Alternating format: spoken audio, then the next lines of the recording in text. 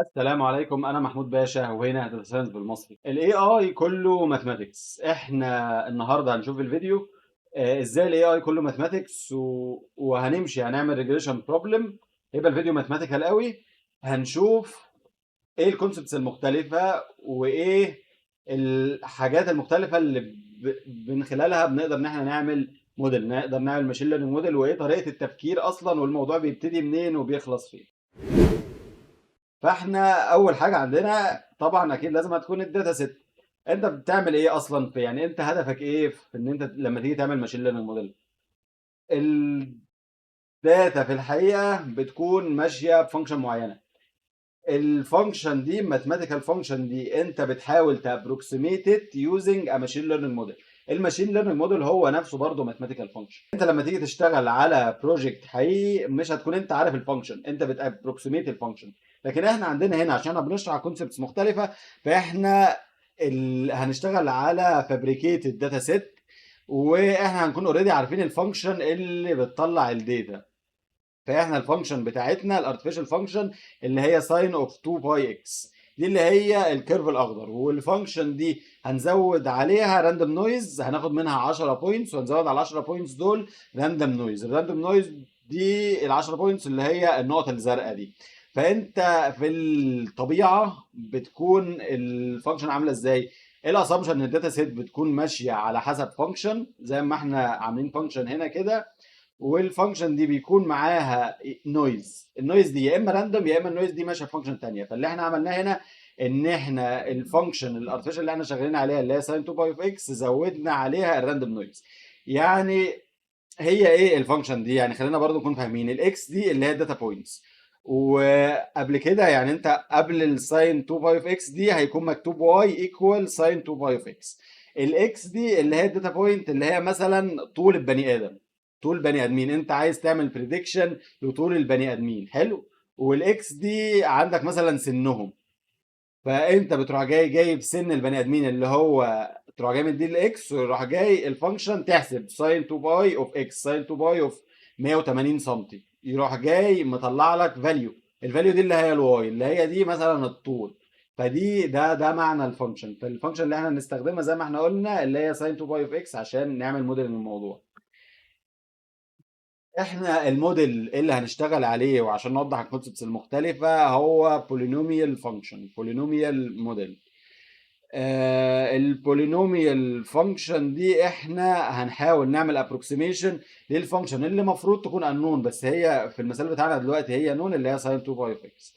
دي الفانكشن اللي احنا هنستخدمها في ان احنا نعمل منها موديل وان احنا نعمل ابروكسيميشن للفانكشن الثانيه.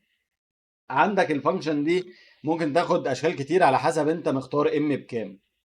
يعني مثلا لو انت مختار ام بواحد هيكون عندك دبليو نود بلس دبليو 1 اكس، بس دي اللي هتكون الفانكشن لحد هنا كده. هتكون واي اكس واي اوف اكس اند دبليو ايكوال دبليو نود بلس دبليو 1 بلس اكس لو انت مختار الام بواحد. لو انت مختار الام باتنين هتزود الترم اللي بعده، لو انت مختار الام بتلاته هتزود الترم اللي بعده. الجرافس واشكال الفانكشنز دي بتكون عامله كده يعني. احنا عارفين ان هي شكل البلوت بتاع الساين تو باي اوف اكس كده، لو احنا عايزين نعمل لها ابروكسيميشن فالطبيعي ان انت هتكون عايز بولينوميال تحاكي شكل الساين تو باي اوف اكس. عشان احنا بنحاكي بالفانكشن اللي هي البولينوميال بنحاكي بيها الفانكشن اللي هي ساين 2 باي اوف اكس. ساين 2 باي اوف اكس دي اللي هي الفانكشن اللي بتجنريت الداتا، اللي الفلو بتاع الداتا بيتبعها. فعندك على حسب انت تختار الام بكام. لو اخترت الام بزيرو بتكون الفانكشن بتاعتك عامله كده، لو اخترت الام ب1 بتكون عندك لينير، لو اخترت الام ب2 تكون عندك كوادراتيك، لو اخترت الام ب3 بتكون عندك كيوبيك. فاحنا دلوقتي قلنا ان احنا عندنا الفانكشن الحقيقيه دي، وقلنا عندنا الموديل بتاعنا اللي احنا هنحاول نابروكسيميت بيه الفانكشن الحقيقيه. طب احنا ازاي هنقدر نعمل ابروكسيميشن؟ هنقدر ازاي نوصل الموديل للفانكشن الحقيقيه؟ هنقدر نعمل كده بان احنا نحسب الايرور. هنحسب الايرور ما بين الموديل بتاعنا وما بين الفانكشن الحقيقيه. الفانكشن الحقيقيه اللي هي هنا تي اوف ان، والموديل اللي هو واي اكس اوف ان والدبليو. عندك الايرور. الايرور هنا بيبقى عامل ازاي؟ يعني احنا مثلا عملنا هنا البلوت، هنا الخط الاحمر ده اللي هو الموديل بتاعنا، ده اللي هو الابروكسيميتنج فانكشن، والبوينتس الزرقاء دي اللي هي البوينتس اللي جايه من الفانكشن الثانيه اللي هي ساين 2 باي اوف اكس، دي اللي هي البوينتس الحقيقيه. فانت الايرور عندك اللي هو بيكون الخط الاخضر ده، كل اللي بيتعمل في الايكويشن ده ان هو بيجمع الخطوط الخضراء على عدد البوينتس كلها، راح جاي طالع لك الايرور.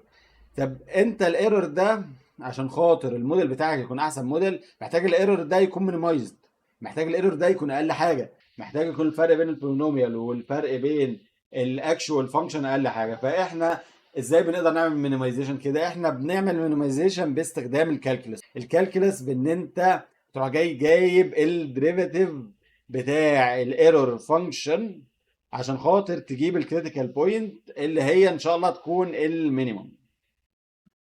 فبس كده، فده اللي احنا بنعمله هنا. انت هنا جبنا الايرور فانكشن فوق، وبعدين بتروح جاي تعمل سبستيتيوشن مكان واي في اكس بالفانكشن اللي احنا اخترنا هنا ان احنا هنشتغل ب لينير فانكشن. خدنا اول اتنين ترمز بس، حلو، عشان نعمل المينيمايزيشن.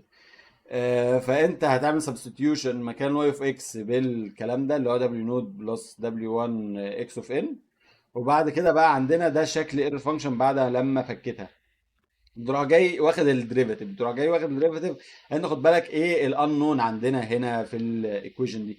الانون يا باشا اللي عندك اللي هو الدبليو نود والدبليو 1. ده اصلا حته التريننج. لما يجي يقول لك احنا هنعمل تريننج للماشين ليرنينج موديل، يعني ايه يعمل تريننج للماشين ليرنينج موديل؟ يعني عايز يشوف احسن دبليو نود واحسن دبليو 1 اللي هم يطلعوا له اقل ايرور. انت عندك الاكس اوف ان دي معروفه، الاكس اوف ان دي اللي هي التريننج بوينتس، التي اوف ان دي اللي هي التارجت ليبلز اللي هي معروفه، اللي احنا شغالين دلوقتي في سوبرفايزد ماشين ليرنينج موديل، شغالين سوبرفايزد تاسك. فانت عندك التارجت الاكشوال ليبل معروف برضه، فعندك التي اوف ان معروف، عندك الاكس اوف ان معروفه. الانون في الايكويشن دي اللي هو دبليو نود ودبليو 1. فانت لما تيجي تعمل المينيمايزيشن بتاخد الديريفاتيف للدبليو نود اهو، وبتاخد الديريفاتيف للدبليو 1، وبتعمل ده ايكوال زيرو، بتعمل ده ايكوال زيرو. انت هنا عندك اتنين ايكويشنز في اتنين انونز بيطلعوا لك كلوزد فورم سوليوشن، يعني تقدر تحل الاتنين ايكويشنز دول مع بعض يطلع لك الدبليو بفاليو، يعني الكلام المعقد ده كله بيطلع بفاليو في الاخر، والدبليو نود بتطلع بفاليو تانية. فانت كده بتطلع فاليو للدبليو وبتطلع فاليو للدبليو نود. بتتعمل برضه في الفيكتور نوتيشن، يعني انت لما تيجي تشوف مثلا حاجات زي سايكت ليرن، الكلام ده بقى ايه؟ الكلام اللي انا عمال اهري فيه ده كله دي الحاجات اللي هم عاملين بيها سايكت ليرن نفسها. اللينير ريجريشن جوه سايكت ليرن معمول فيه الكلام ده. لو عايز تفهم سايكت ليرن اللايبرري نفسها وتفهم الساينس جاي ازاي، لازم بتكون محتاج تفهم الكلام ده. هو في سايكت ليرن بيكونوا عاملينها بالفيكتور نوتيشن، بيكون في برضه كلوز فورم سوليوشن اللي هو اللي في الاخر ده اللي هو دبليو نود دبليو 1 ده الفيكتور اوف ويتس. وكل الحاجات اللي بعد الايكوال دي كلها حاجات نون تقدر تحسب بيها الويتس، تقدر تحسب بيها المينيمم ويتس اللي تطلع لك اقل ايرور. وانت خد بالك برضه في الاخر ده يعني عندك هنا الكلوز فورم سوليوشن ده بتعمله امبلمنتيشن في الكود عادي جدا. يعني احنا لو جيت هنا بصيت على الكود هنا، احنا عاملين امبلمنتيشن لكل الكلام ده. عندنا هنا بتعمل جنريشن لل 10 بوينتس على حسب الفانكشن دي، بعد كده بنروح جايين مزودين شويه نويز. وهنا احنا بنستخدم ان احنا البولينوميال اللي احنا شغالين عليها اللي هي الفيرست ديجري بولينوميال، وبتجيب هنا بص الكلام ده هو الكلام ده هنا. فانت بتعمل امبلمنتيشن للماثماتكس دي بالكود عادي جدا. فجاي بص الدبليو والدبليو نود اهم الايكويشن بتاعتهم اهي، وده الامبلمنتيشن بتاعه. تروح جاي عامل امبلمنتيشن للماثماتكس في الكود على طول، وده اللي بتعمله يعني سايكت ليرن. بس طبعا بيعملوه بطريقه سوفيستيكيتد تانيه، وبيبقى عندهم بقى سوفت وير انجينيرنج سوفيستيكيشن اكتر، عندهم اوبتمايزيشن اكتر، عندهم حاجات تانية كتير. طبعا ده حاجه بدائيه يعني شويه، بس اللي عايز اقوله ان انت الماثماتكس دي كلها مش ماثماتكس كده، يعني لازم تكون فاهم الماثماتكس دي مش هي ماثماتكس كده وخلاص، لا الماثماتكس دي هي اللي بتعمل كل حاجه اصلا. فانت بتعمل امبلمنتيشن للماثماتكس دي هنا اهو. عندك الفيكتور نوتيشن، لو هتعمل الفيكتور نوتيشن برضو الامبلمنتيشن بتاعها موجود، تقدر تعمل امبلمنتيشن على طول. عملنا هنا ال 10 بوينتس الجداد على حسب الفانكشن دي، وزودنا لهم الراندوم نويز. وبعد كده بتروح جاي عامل الماتريكس اللي بنشتغل عليها هنا في الكلوز فورم سولوشن برضو اللي هو السولوشن ده معمول له امبلمنتيشن اهو. فاحنا هدف التريننج ان انت بس تتعلم الاحسن ويتس، احسن ويتس تقلل الايرور، بس كده. ف... فهي دي بريدكشن كمان، يعني دي حتى بدل فيت دي بريدكت، هو كده هنا هو بريدكت واي. بس كده. فهو الموضوع ماثماتكس مش كده، مش هي ماثماتكس كده وخلاص، لا هي اصلا اللي بتعمل بيها الحاجه، هي اللي بتعمل بيها ماشين ليرنينج، اللي بتعمل بيها كل حاجه. في حاجه بقى زياده، احنا لو رجعنا تاني لايكويجن البولينوميال، انت يا محمود لما جيت تشتغل اخترت ام ايكوال 1. طب ليه ما نختارش ام ايكوال 2؟ طب ليه ما نختارش ام ايكوال 3؟ ايه اللي يخليك تختار ام معينه؟ لما اخترنا وجربنا، عندك ام ايكوال 3 شكلها شكل الفانكشن وبتابروكسيميت الفانكشن حلو جدا. عندك ام ايكوال 9، ام ايكوال 9 بقى حكايتها حكايه، هتدخلنا في قصه تانية خالص، هتدخلنا في قصه اسمها الاوفر فيدنج. ايه بقى هي الاوفر فيدنج؟ الاوفر فيدنج ان احنا عندنا دلوقتي 10 داتا بوينتس، ام ايكوال 9 هتطلع لك 10 ايكويشنز. يعني انت لو جيت بصيت هنا ام ايكوال 9 اهي شكلها اهي. ولو جيت واحنا عندنا الفانكشن الحقيقيه، الموضوع ماثماتيكال جدا، خليكم معايا بس في الماثماتكس كده. الفانكشن الحقيقيه بتاعتنا اللي احنا بنحاول نعمل لها الابروكسيميشن هي الساين اوف 2 باي اكس. لما تيجي تعمل الباور سيريز اكسبانشن، الباور سيريز اكسبانشن ده اللي هو ريبريزنتيشن تاني بس للفانكشن، هتلاقي الباور سيريز اكسبانشن بتاع الساين 2 باي اكس شكله كده. لو جيت بصيت عليه هتلاقيه هو اصلا موجود جوه، يعني الترمز دي كلها، ال 2 باي ده رقم موجود هنا، موجود جوه البولينوميال اللي هي W1 اوف W1 x. الاكس هنا هي والW1 هي 2 باي اوف x.